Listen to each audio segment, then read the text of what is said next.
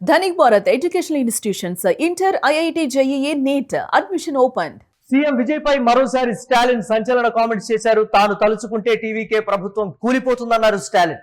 DMK దయాదాక్షిణ్యాలపై విజయ్ ప్రభుత్వం నడుస్తోందని కూడా మాజీ సీఎం అన్నారు. టీవీకే ప్రభుత్వం 5 ఏళ్లు పూర్తి చేయలేదు అని కూడా స్టాలిన్ చెప్పారు. ఓటర్లు మళ్లీ డిఎంకే కోసం వెతుకుతారంటూ చెప్పారు.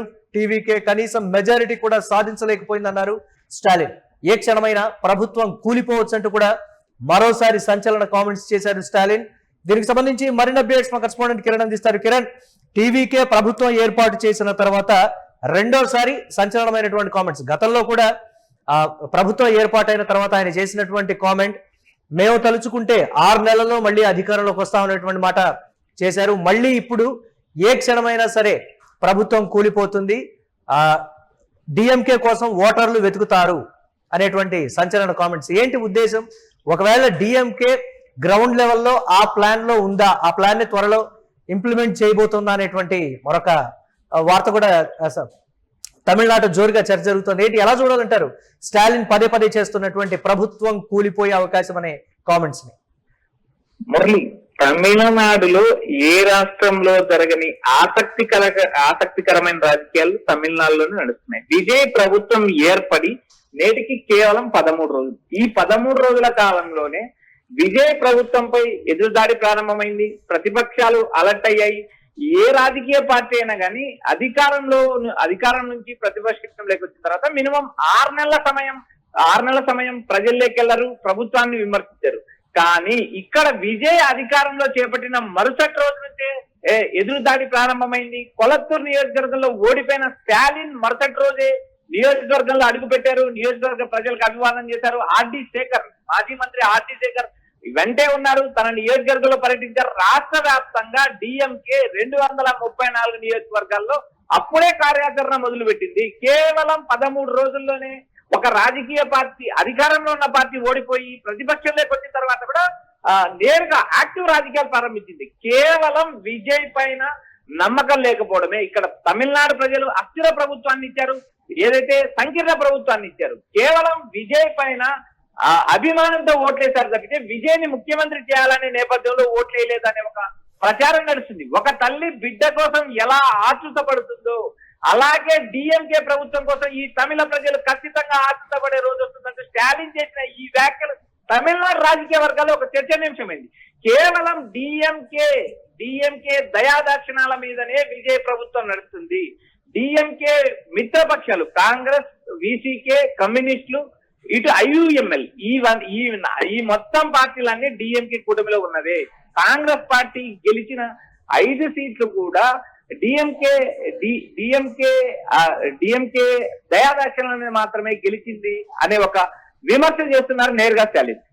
ఇప్పటికీ 107 సీట్లతో అధికారంలోకి వచ్చిన విజయ్ రాబోయే రోజుల్లో పాలన మీద ఎలా ప్రాధాన్యత చూపిస్తారనేది కూడా ఒక ప్రశ్నార్థకమైంది. దాదాపు 13 రోజుల్లోనే 30 కేసులు, క్రిమినల్ కేసులు నమోదయ్యాయి.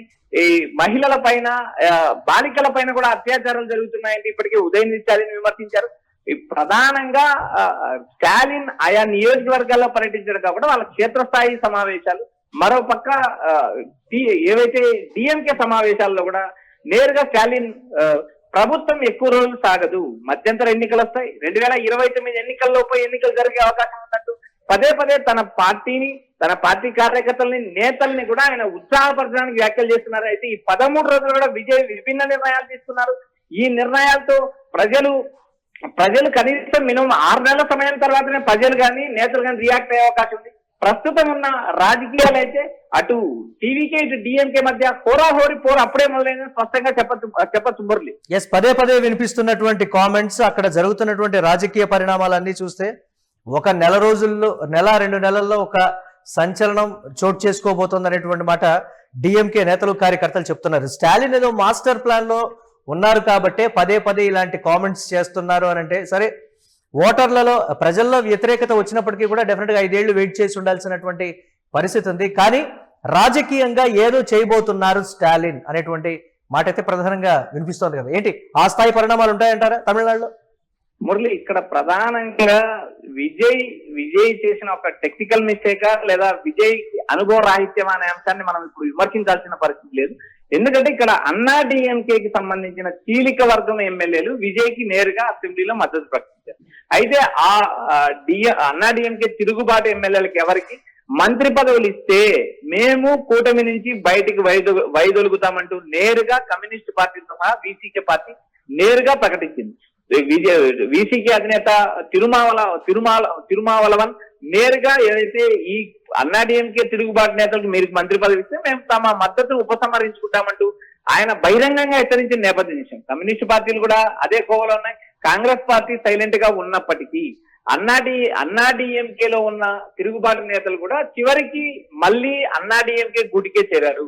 అక్కడ ఉన్న ఏదైతే విజయ్ ద్వారా మంత్రి పదవులు వస్తాయి, విజయ్ క్యాబినెట్ లెక్క వెళ్లే అవకాశం ఉన్నట్టు కొంతమంది పేర్లు ప్రచారం జరిగిన విజయ్ ఎట్టకేలకు ఒక మెట్టు దిగి నేరుగా మిత్రపక్షాలకు ఒక హామీ ఇచ్చారు. తనకు ఎవరైతే మొదట మద్దతు ఇచ్చారో ఆ మద్దతు ఇచ్చిన పార్టీలకే తన మంత్రివర్గంలో ప్రాధాన్యత ఉంటుందంటే స్పష్టమైన ప్రకటన చేశారు. ఇలాంటి నేపథ్యంలో అన్నా డిఎంకే నేతలు ఒకే గూటికి చేరారు, ఒకే వర్గం అయ్యారు. మా అధినేత పళనిస్వామి అంటూ అన్నా డిఎంకేలో చీలిక వస్తుంది, చీలిక ఎమ్మెల్యేలు విజయ్ వైపు వెళ్తారంటున్న జరుగుతున్న ప్రచారానికి చెక్ పెట్టారు. అక్కడ టీవీకే ఒక క్లియర్ కట్ మెసేజ్ పంపింది, మేమెవరికి మంత్రి పదవులు ఇవ్వడం లేదు, అన్నా డిఎంకే తిరుగుబాటు నేతలకు ఎవరికి మంత్రి పదవులు ఇవ్వము అంటూ స్పష్టమైన ప్రకటన జారీ చేసింది. ఈ ప్రకటన జారీ చేయడంతో విజయ్ క్యాబినెట్ లోకి వెళ్లే అవకాశం లేదు కాబట్టి అన్నా డిఎంకే నేతలందరూ మళ్ళీ పళనిస్వామి కూటికి చేరారు. పళనిస్వామి నాయకత్వంలోనే పనిచేస్తాం, అమ్మ జయలలిత ఆశయాలు సాధిస్తామంటూ వారు ఒక స్పష్టమైన ప్రకటన జారీ చేశారు. ఈ ప్రకటన జారీ అయిన తర్వాత నేడు స్టాలిన్ చేసిన వ్యాఖ్యలు చర్చనీయాంశమయ్యాయి. ఎందుకంటే ఇక్కడ స్టాలిన్ దయాదాక్షిణాల మధ్య విజయ్ ప్రభుత్వం కొనసాగుతుంది అనే విమర్శలకు ఇక్కడ సమాధానం దొరుకుతుంది. ఎందుకంటే ఇప్పుడున్న కమ్యూనిస్టులు కావచ్చు, వీసీకే కావచ్చు, ఐయుఎంఎల్ కావచ్చు, కాంగ్రెస్ పార్టీ కావచ్చు, డిఎంకే మిత్రపక్షాలు. అయితే విజయ్ భవిష్యత్తులో తీసుకుపోయే నిర్ణయాలు ఆ ప్రభుత్వం మనుగడ ఎంతకాలం కొనసాగుతుందని చెప్పే అవకాశం ఉంది. ఎందుకంటే బీజేపీతో కలిసి నడవనంత కాలం విజయ్ ప్రభుత్వానికి వచ్చిన డోకా లేదు. విజయ్ బీజేపీతో కలిసి నడిస్తే ఖచ్చితంగా తమిళనాడులో అధికారం కూలిపోవడం ఖాయం, మధ్యంతర ఎన్నికలు ఖాయం అంటూ విమర్శకులు నేరుగా విశ్లేషిస్తున్నారు. Murali, right, thanks for updates Kiran. ఇక సీఎం విజయ్ పై మరోసారి స్టాలిన్ సంచలన కామెంట్స్ చేశారు. తాను తలుచుకుంటే టీవీకే ప్రభుత్వం కూలిపోతుందన్నారు. డిఎంకే దయాదాక్షిణ్యాలపై విజయ్ ప్రభుత్వం నడుస్తోందంటూ ఒక సంచలనమైనటువంటి కామెంట్ చేశారు ఈ మాజీ సీఎం. టీవీకే ప్రభుత్వం 5 ఏళ్లు పూర్తి చేయలేదని కూడా ఆయన క్లారిటీ ఇచ్చారు. ఓటర్లు మళ్ళీ డిఎంకే కోసం వెతుకుతారంటూ చెప్పారు. టీవీకే కనీసం మెజారిటీ కూడా సాధించలేకపోయిందని చెప్పారు. ఏ క్షణమైనా ప్రభుత్వం కూలిపోవచ్చు అనేటువంటి మాట చెప్పారు. రాజకీయంగా త్వరలో ఏదో జరగబోతోంది అనేటువంటి మాట అయితే చెప్తున్నారు. ప్రభుత్వం ఏర్పడిన 13 రోజుల్లోనే స్టాలిన్ 2 సార్లు ప్రభుత్వం కూలిపోవచ్చు అనేటువంటి కామెంట్ చేశారు అని అంటే ఏదో మాస్టర్ ప్లాన్ లోనే స్టాలిన్ ఉన్నారని కూడా చెప్తున్నారు.